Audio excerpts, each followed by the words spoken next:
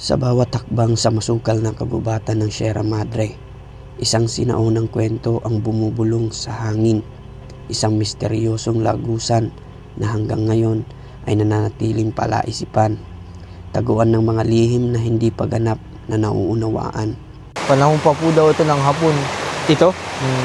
Ngunit sa kabila ng lihim at misteryong bumabalot sa kabundukan na ito ay may buhay na tanging umaasa lamang sa ganda ng paraiso. Ito ang tahanan ng mga dumagat, isa sa mga pinakamatandang katutubong grupo sa Pilipinas. Ang kanilang pamumuhay ay mahigpit na nakaugnay sa galaw ng kalikasan.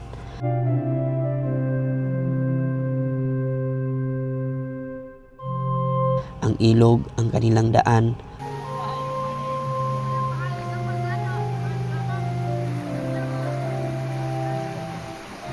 ang bundok ang kanilang kanlungan at ang kagubatan ang kanilang kabuhayan.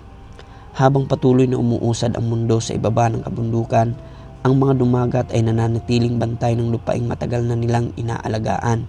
Isang pamumuhay na simple ngunit itik sa kahulugan.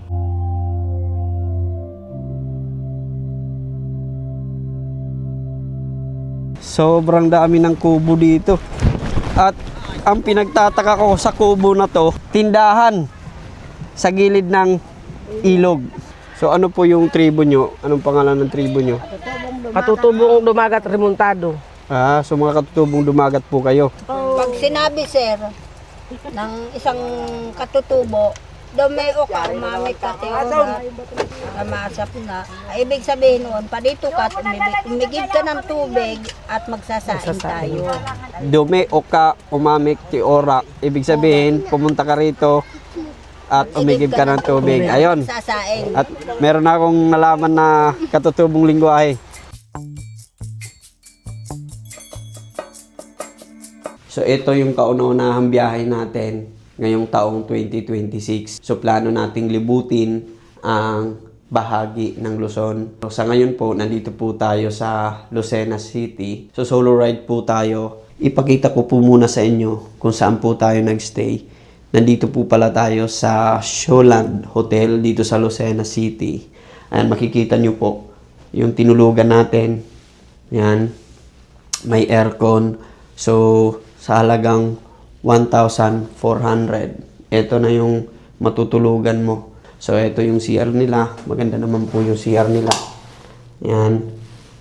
So, may aircon. So far, okay naman yung rooms na to.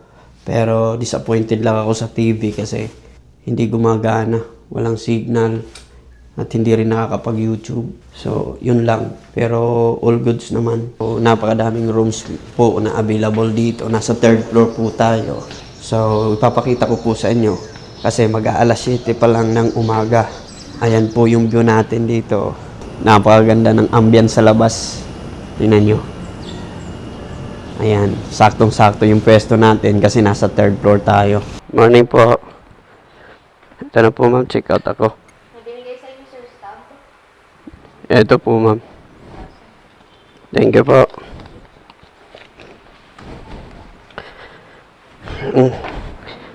Refund natin yung pera.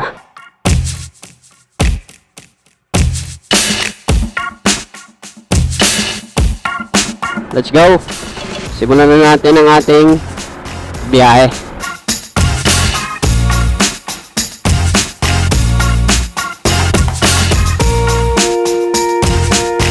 So mula dito sa Lucena City ay magta-travel tayo ng mahigit 3 oras. Ayan. So malayo-layo yung biyahe natin ngayon.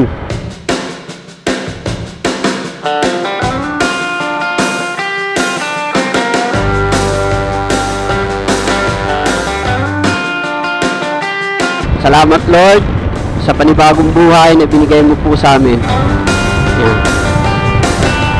Ayan. Lalo na po sa mga viewers ko, pagpalain niyo po sila.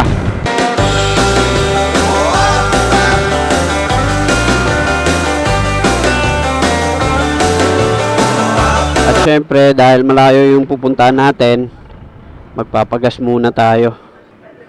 Unleaded po. Full tank lang.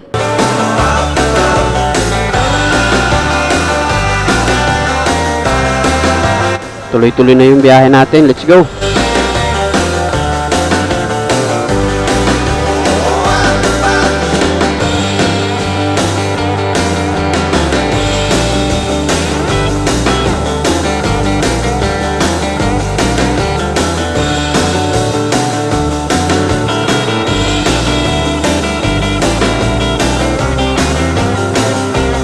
Yung pupuntahan niya po pala natin ngayon ay ang twin tunnel na makikita sa Tanay Rizal na konektado sa Sierra Madre.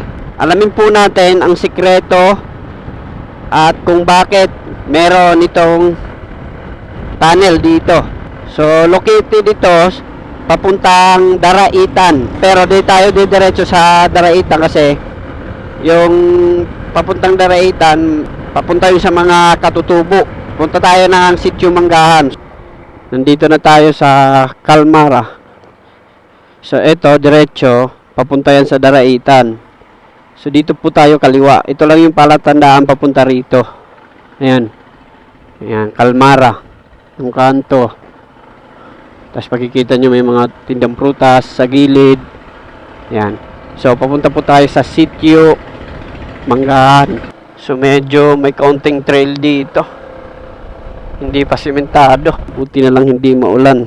Pababa na tayo guys. Nasa pinakatuktok pala tayo. Kaya pala pababa na yung dinadaanan natin.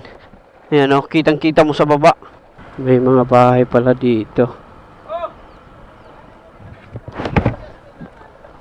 Boss, magandang hapon po.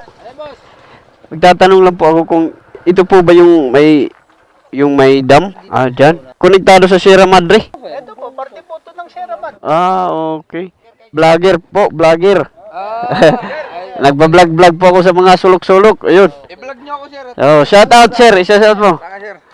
Shout out. Shout out po dito. Meron po, meron. Okay. Pang ano lang po sa mga motor namin. Sa YouTube po ako. Sa YouTube. Sa Facebook. Meron din po sa Facebook. Ah, ganyan po mag-ano.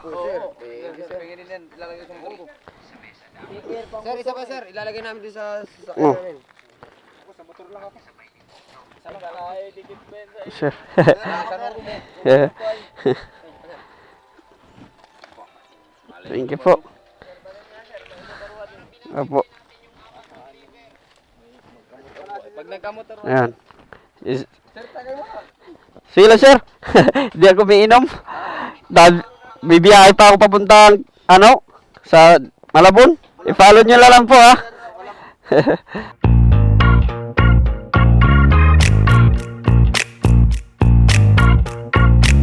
So, hindi ko akalain na mapupuntahan ko ang pinakasulok-sulukan ng lugar dito sa Tanay Rizal. So, makikita po natin yung bundok ng Sierra Madre papunta Puron. At sa baba nito ay may napakagandang ilog. So, bihira lang yung mga taong nakatira rito. Mapapansin mo, yung mga bahay nila gawa lang sa mga tagpi-tagpi ng dahon ng nyug at saka yung mga kawayan. So mamaya pupuntahan po natin doon. Unahin po muna natin yung tunnel na sinasabi ko sa inyo na makikita natin dito. Ayan. So nandito po nga po pala si, anong pangalan mo sir? Algin po. Algin. Si Kuya Algin, sa yung magiging tour guide natin ngayon. Sasamahan niya tayo papunta ron sa tunnel. Pero dito makikita na natin yung tunnel. Ayan o. Dalawa po yung tunnel na nandito. Ayan po yung isa at doon yung isa. So yan po yung tunnel na sa ilalim ng Sierra Madre. So eto yung bundok ng Sierra Madre. Konektado papunta ron sa kabila. Napakahaba po nito. At yung tunnel po na makikita po natin dito ay talagang napakahaba din po. So iikot po kami kasi hindi tayo daw makakatawid dyan. So kailangan natin sumakay ng motorsiklo papunta ron sa kabila. Kasi hindi kakayanin kapag lalakarin lang. Ayan. Bihira lang yung mga talagang nagsasakripisyo na pumunta rito at ma-document yung lugar. Ayan. Merong mga kabahayan dito. Bahayan po yan sir hanggang doon sa may pupuntahan natin. Baha? Mga bahay po. Ah, yung mga bahay, marami. Oo. Oh, okay.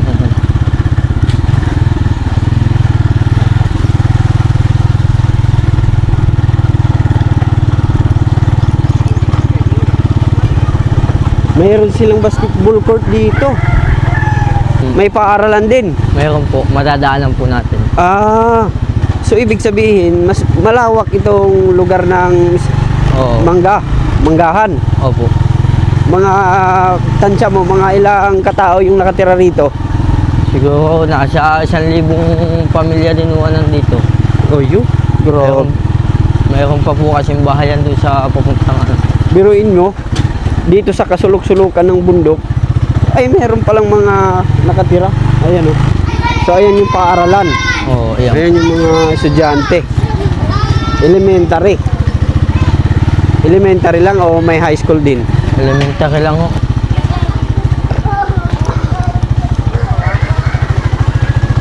Makikita na po ninyo yung pintuan ng yung tunnel po. Yung tunnel. Oo. Ayan. May mga motor pala dito, may tindahan. Ayun na po, ayun. Ayun. So nandito na tayo.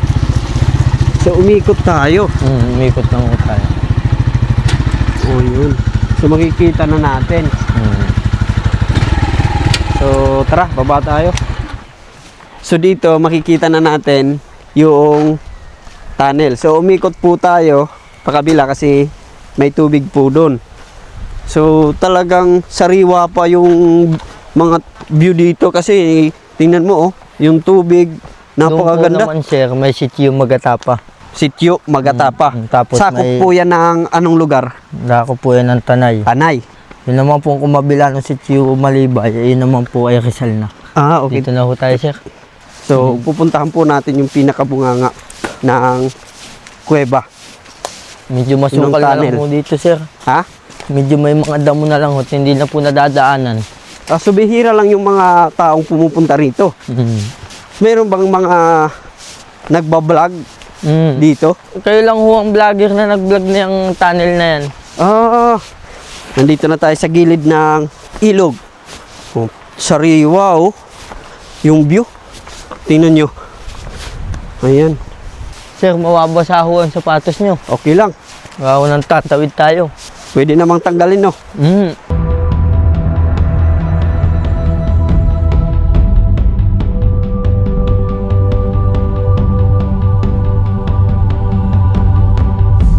So, nandito ako mismo sa harapan nitong tunnel. Makikita po natin talaga na sobrang lawak. At sa tabi nito, yung ilog na dumadaloy papunta rito sa Sitio Manggahan. At ang kabundukan po na makikita po natin ay karugtong po niyan yung bundok ng Sierra Madre na kung saan nakatira yung iba't ibang klase ng hayop na pinaniniwalaang protekta sa mga kahit anong sakuna. Itong tunnel na to ay isa sa mga palaisipan kung bakit nagkaroon.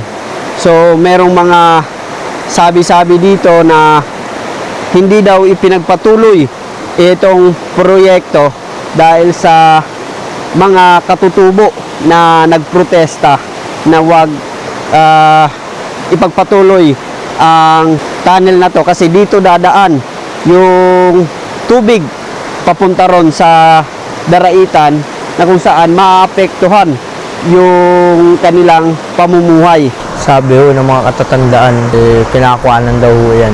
Mga ginto daw ho, ganun. So kaya iniwan na lang pagkatapos makuha yung ginto, bigla na lang itong iniwan. Sabi din po ng mga matatanda, ganun. So yung part na yon, meron po bang nakatira? Mayroon pa po di. Mayroon. Anong barangay naman ang nandun? Kaso, hindi na ho siya barangay. Ano na lang, pangalan na lang siya. Ah, Wala pong ano. Layo-layo din ho ang bahay na dyan. Kumbaga, okay. pinakang bundok-bundok na din. Ganun. Taniman. meron bang mga panahon, sir, na kahit maaraw, biglang lumalaki yung ilog dito? Ay, wala. So, hindi Pag- naman nakakatakot. Hindi ho. Pag umuulan ho, ganun. Pero hindi po yung biglaan na laki. Unti-unti lang po siya. Lumalaki. Oo. Ito yung Sierra Madre connected, yung kabundukan na nandito. So, sa ibabaw, sir, ano ang meron dun sa ibabaw? Wala na ho yan. Wala. Ayun. So, tara, sir. Subukan po nating pumunta ron. Mabasa kayo dyan, sir. Hanggang doon, kaya pa naman, no? So, tatawid po kami. Aray ko. Ayan, no? Aray ko po. Grabe, at ang taas. Nandito na tayo mismo sa loob ng tunnel na to na makikita po natin. So, napakalawak po. Doon sa kabila, meron din po at dito. Hinahati po ito ng nakatayong pader dito sa taas na merong mga nagpakaukit. Ayan, oh. Delikado, sobrang taas dito, oh. Tingnan mo, kulay blue yung ilog. Grabe, sobrang ganda. So, galing doon, nakita natin yung mga bangka kanina. Tumawid papunta rito. At, ayan, oh. Marami ng mga burda. Pinakang pinto po niya. Ah, pinakapinto. Opo. So, ibig sabihin, mayroong sarado. So, bumababa rito. Oo. Ayan, oh. So, nandun sa taas. Opo. So, ibig sabihin, kapag lumaki yung tubig, Binubuksan po nila para pumasok yung tubig. Pero ngayon, no, hindi na nagana. Sira na ho. baka biglang bumagsak. Nasaan? Ngayon lang pong kabila ang mayroon. Ah, so wala dito. Wala. Ito meron. Ayan, oh, tingnan mo. Grabe, oh. So, merong hagdan. Guys, paakyat. So, siguro dito bumababa yung naglalak ng pinto. Ayan. So, kaso nga lang hindi natapos. So, Ayun dito. po siya, sabi ko sa inyo yung tubig na hindi kayang tawidin. Ah, okay. So, mayroong tubig. Makikita po natin yung butas, oh. Ayan. Grabe. Parang nasa ibang dimension. Ayan. So, tingnan nga natin dito sa kabila kung mayroong sara. Wala rin, no? Wala na din po yan. Hindi natapos. So, tinubuan na rin ng mga Damo. damo. At saka meron na rin mga vandalism. Yung mga pumupunta rito siguro, nagbabandal. So, try po natin pumunta rito. Kanina, nandun po tayo sa kabila. Kung mapapansin nyo. Ayan, no? Oh, grabe, oh. Napakasolid po. Mukhang daanan niya ito ng tubig. Papunta ron. So, biruin nyo, umabot ito ng 55 million na budget para sa ganitong tunnel na lusutan ng tubig. Marumi na rin, no? So, dun sa bunganga, napakadelikado kasi mayroong malalim na tubig at baka mayroong mga ano dito, ahas na. Delikado. Habulin tayo. Ano din po ito, protection ng manggahan. Proteksyon. Gawa ho ng pag lumalaki po minsan ng tubig, pumapasok dito. Humihina na po ang bigay doon sa pababa. Ah, so ibig sabihin, kapag lumaki yung tubig, bubuksan ito para hindi masira yung mga nakatira doon sa manggahan. Para hindi ho gumuho yung kanilang bahay. So, napansin ko kasi parang umiikot yung tubig papunta ron. So, ikot po talaga. doon sa kabila, nandun yung manggahan. Ayan pong dinaanan po natin. Yan yung manggahan. Ayan po yung manggahan. Ayun. So, biruin nyo guys, talagang malaki yung pakinabang pala. At sayang nga ay hindi natapos. Yung mga istorya na nakalap natin, according sa mga katutubo na nakausap natin, merong mga sabi-sabi na hindi tinuloy ang proyekto dahil sa maraming nagprotesta na wag ipagpatuloy ang proyekto. Dahil kapag ipinagpatuloy ang proyektong ito, masisira yung mga nakatira roon sa barangay Daraitan kung saan nakatira yung mga katutubo. Ayan, nag-alsal sila kontra dito sa sa proyektong ito. Kasi sure na kapag lumalaki yung tubig, kapag pinadaan dito, sira yung barangay nila. Kung saan tumawid kanina yung mga dalawang mga babae. Yun. At masisira yung mga bundok. Meron ding sabi-sabi na hindi rin natapos dahil sa pinagkuhaan lang daw ito ng ginto. Totoo po ba yun, sir? Yung mga sabi-sabi? Siguro totoo din. Gawa nang gawin po ito hindi pa po ako anak nito nung mga panahong pa po daw ito ng hapon. Ito? Ibig sabihin, merong mga possibility na totoo talaga na mayroong nakuhang ginto dito. Siguro. So pwede ring disguise lang yung paggawa ng proyekto dito kasi may hinahanap silang ginto. At pagkatapos makuha yung ginto ay iniwan na.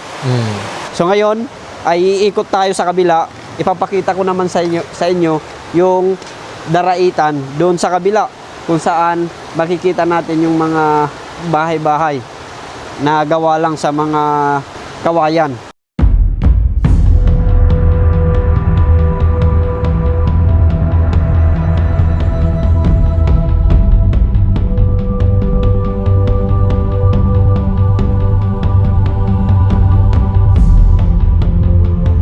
So yung mga tumatawid mula doon sa Daraitan, dito dumadaan sa ilog.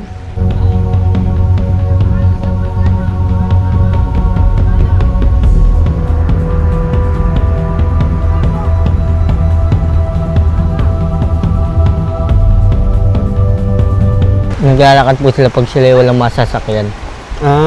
So malayo-layo yung nilalakad. Mga 1 oras din. Grabe, ayan o. Tingnan natin. So, kausapin natin. Hello po. Okay lang po ba makausap kayo?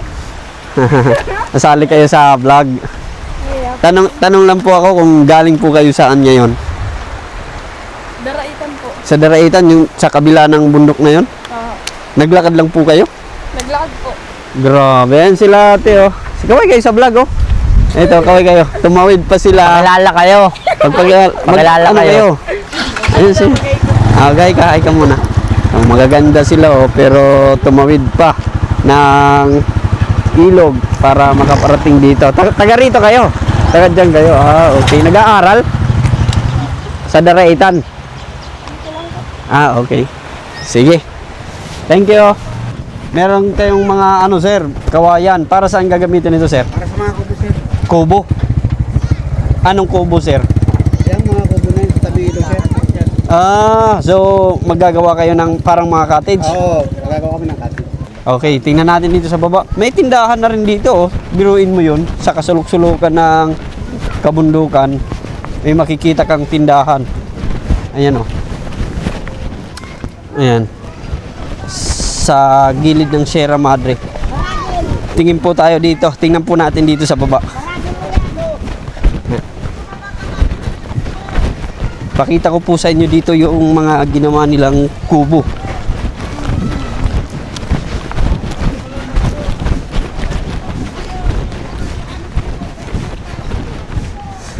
Ayan o, tingnan nyo. Sobrang dami ng kubo dito. At ang pinagtataka ko sa kubo na to, sosyal. Tingnan nyo, tindahan sa gilid ng ilog. Ayan. So, maganda tong tindahan yun ay. Mayroon pa silang mga inumin.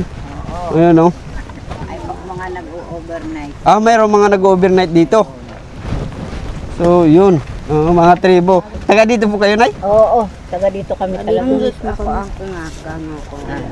Ay taga dito yun, ayun ang kalantirahan sa kabilang ilog. Sa kabilang ilog, mga katutubo. Yes. O, so yung mga katutubo. Bakit po kayo nagtayo rito ng mga kubo-kubo? Kaya kami nagtayo ng mga kubo-kubo dito. Yan ang pangunahin naming mga tribo na hanap buhay sa mga tagalunsod. Kaya ang mga tagalunsod, dinadayo na tong aming lugar dahil nga dyan sir sa aming ilog maganda, sariwa. Bagamat malayo ang aming kalsada at lubak-lubak, talagang gusto na nila dito sa aming lugar dahil nga dyan sir sa mga kubo-kubuhan na yan. So ano po yung tribo nyo? Anong pangalan ng tribo nyo? Katutubong Dumagat Remontado. So mga katutubong dumagat po kayo. Opo, So yung sir. salita ng mga katutubong dumagat, alam nyo po. Hindi na sir, kasi hap na kami. Hap na kami. Kumbaga, yung pure, yung mga kasamahan nila, yun yung nakakapagsalita ng pure na dumagat. Kami sir, kasi ano na, hap na kami. Pag sinabi, sir, ng isang katutubo, dome o ka, umamit ka, teorat, kamasap na. Ibig sabihin noon, pa dito ka, umigib ka ng tubig at magsasaing tayo. Okay. Anong ibig sabihin? Dome o ka, umamit ka, teorat. Dumi o ka umamik ti ora. Urat. Okay. Dumi o ka umamik ti ora. Ibig sabihin, pumunta ka rito at umigib ka ng tubig. Ayun. Sasaing. At meron akong nalaman na katutubong lingwahe. So guys, tingnan nyo kung gaano kaganda itong lugar nila dito. Nilagyan nila ng mga cottages. Ayan. At meron tindahan kasi dahil pwede kayong maligo dito sa ilog. Napakasariwa po ng ilog na makikita nyo. Talagang kulay green, no? Alam mo ang punto ng Bisaya. Sa likod ko, yung mga cottages. At dito sa harap ng mga cottages ay yung ilog na sobrang linaw. Grabe, para kang nasa Amazon, no?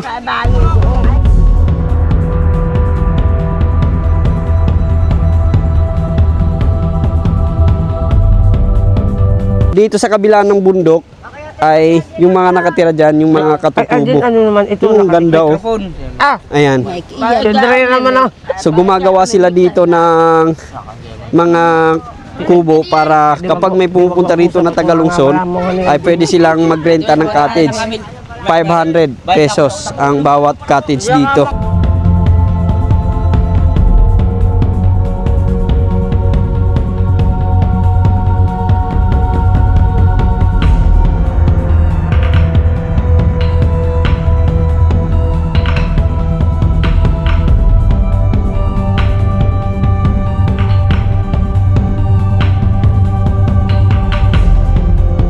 Napakaganda nga po at inaangat ninyo yung aming ilog. Pangalawa po, nagkakaroon ng kaunting hanap buhay. Ito po yung pinakang hanap buhay namin dito. Na kung saan kami po ay umaasa na sa aking pagsasalitang ito, bilang ako ay isang tipte ng dumagat, ay maririnig ng buong mundo. Para sa ganun ay makita po itong aming mga kalikasan na maganda at dayuhin. Pangalawa po, ang aking kahilingan dito sa amin ay unang-una sa mga ka-vlogger natin. Ako po ay nagpunta rito para hikayatin ko uli sila at kami gumawa ng ganitong isang unting So kayong tribo na to nagkaisa para po magkaroon ng hanap buhay. Opo, sir. Itong mga cottage na to. So magkano naman yung renta kapag halimbawa pupunta yung mga taga-bayan dito? Ayun pong siguro po doon sa usapan halimbawa po, hindi naman lahat pong taga-bayan ay puro mapipiray. Halimbawa, ang kaya nila 500 kung aabutin ng 500, pero 700 po talaga yung minimum. Yun po ay yung cottage overnight na po yun o maghapon? Hindi ho. Pag po overnight dito, naabot na magkano daw mahit yun? 1 to yung overnight. Lalagyan niyo po yan ng mga kwarto. Ganito na lang po. Ganyan po. Pag po ganito ang lalaki at medyo marami, siyempre alam naman nila pag masyadong marami naman sila, dapat mga 1,000 gano'n. Ganun. Yun po naman ay nasa So yung mga maliliit na cottage, magkano? Yun po ay 700 pataas. Okay. Sobrang dami na ng kanilang nagagawa. Pagkatapos ng tag-araw ay tatanggalin na nila yan kasi lalaki na yung ilog. So talagang may enjoy nyo po kapag pumunta kayo rito kasi talagang sariwa pa yung ilog Ayan. Para sa kanila, common na yung ganito kagandang Doon mo lugar. ilagay sa Pero kusina, para sa wag mga yan. tagalungsod o mga dayo na pupunta rito, talagang masasabi kong heaven ang lugar. So yun, siguro dito ko natatapusin itong video. I hope nag-enjoy kayo sa biyahe natin ngayong araw. So bilang pasasalamat kay si Sir Algin na naging kasama natin sa vlog natin ngayon at siya yung nag-ikot sa atin dito sa kanilang tribu. So maraming salamat sir sa inyo sa inyong pagsama po sa akin at pag-welcome nyo po sa akin dito. Sana po sa mga nakakapanood nito, suportahan nyo po sila, yung kanilang negosyo, na bisitahin nyo po sila dito at maligo kayo dito sa kanilang lugar. So yun, at bilang regalo nyo na lang po sa akin bilang bagong taon ay huwag nyo naman pong kalimutang i-like at i-share itong video. Kung di pa po kayo nakasubscribe sa aking YouTube channel, mag-subscribe na po kayo at i-click ang notification bell para lagi po kayong ma-update sa mga susunod na biyahe natin. Thank you.